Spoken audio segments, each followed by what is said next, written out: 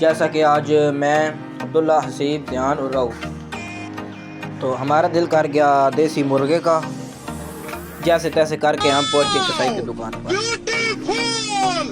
और फिर हमने इसको कराया हलाल। जैसे तैसे करके अब्दुल्ला ने कुछ अपनी मेमोरीज अपने पास रखी और क्योंकि कसाई की दुकान पर भी बहुत रश था तो उसने बड़ी मुश्किल से हमें टाइम दिया। आखिर कुछ देर बाद मुर्गी छुरी के नीचे फिर हम निकल पड़े अब्दुल्ला के घर की तरफ क्योंकि काफ़ी भूख भी लगी थी। इन्होंने सुबह से कुछ खाने भी नहीं दिया हमें। जैसे तैसे करके हम पहुंच गए अब्दुल्ला के घर। मैं और हसीब इंतज़ार कर रहे थे अब्दुल्ला का और ऊपर फिर हम गए अब्दुल्ला के दूसरे घर हैं, वहाँ पे थोड़ा वेट किया क्योंकि अब्दुल्ला के घर से बर्तन लेने थे। पर हवा बहुत ही खुशबूदार और बहुत ही ठंडी ठंडी हवा चल रही थी। मैंने अब्दुल्ला का इतना इंतज़ार किया कि कुछ देर बाद अब्दुल्ला आ तो गया लेकिन बर्तन अनकम्प्लीट। हमने अब्दुल्ला के घर से सामान भी ले लिया और अल्हम्दुलिल्लाह अब्दुल्ला को भी ले लिया है और इंशाल्लाह मिलते हैं अब्दुल्ला के घर। अब्दुल्ला साहब अंदर बैठ के बातें कर रहे हैं। ये अब्दुल्ला भाई की हैवी बाइक खड़ी हुई है।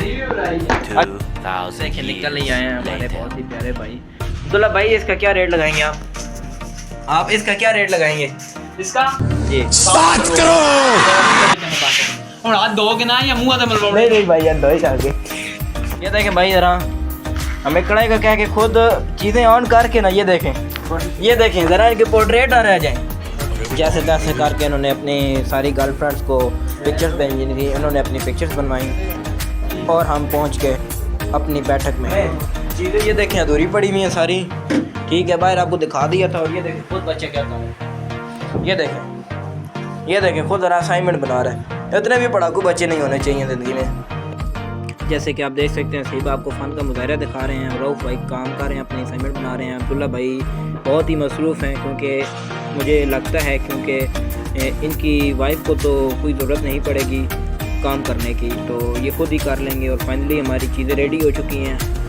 चीज़ें रेडी करने के बाद फिर हम थोड़ा रऊफ़ साहब को तंग किया। उसके बाद उसने अपनी असाइनमेंट छोड़ दी तो बैठ गया बेचारा, लेट गया। फिर उसके बाद हमने खूब फ़न किया। फिर हमने गोश्त साफ़ किया तो मैं और हसीब मिल के गोश्त साफ़ करने लग पड़े थे। मौलवी साहब तो आपको पता है बहुत ही सफाई पसंद इंसान है। तो फिर बाद में बहुत ही मौसम भी बहुत सुहाना था, बादल आए हुए थे तो जैसे तैसे करके हमने गोश्त फुल साफ़ कर लिया। लेकिन हसीब भाई का दिल नहीं मान रहा था, वो कहते थे एक बार फिर से साफ़ कर लिया जाए। लिहाजा फिर हमने एक बार साफ़ किया तो फाइनली मुर्गी तो अपने मंज़िल मकसूद तक पहुंच गई। बाकी रऊफ़ साहब के साथ ही आ गए और हमसे पूछने लगे कि कितना टाइम है, बन गई है। बेचारा रऊफ़ भी क्या करता, पूरे 1 माह से तो उसने दिन का खाना नहीं खाया था। बेचारे को भूख तो लगनी थी। तो बड़ी मुश्किलों के साथ हमने आग को तेज़ किया। A few moments later. ज़्यादा के नाज़रीन आप देख सकते हैं हमारे अब्दुल्ला भाई का अंगूठा जल गया क्योंकि अब्दुल्ला भाई का अंगूठा भी जल चुका था, भूख भी ज़्यादा लगी थी। फिर हमने सोचा क्यों ना एक बबल खा लीजिए। फिर हम बकरियों की तरह बबल चिबाते रहे।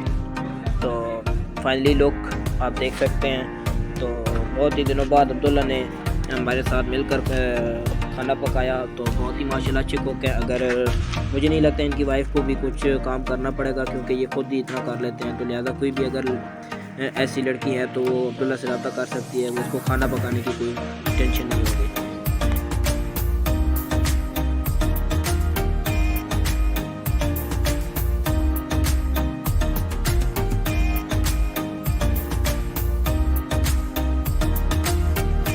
जैसा कि हर चीज़ सामने थी, सबके मुंह में पानी आ गया तो फ़ौरन ही किसी ने भी वीडियो नहीं बनाई। फिर मैंने फ़ौरन बना ली।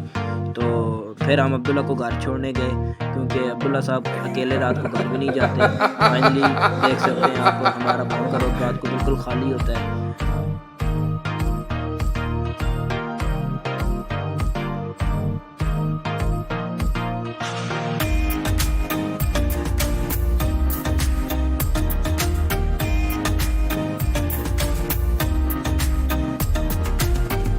तो गाइस इसी के साथ साथ हमारा आज का व्लॉग ख़त्म हो जाता है।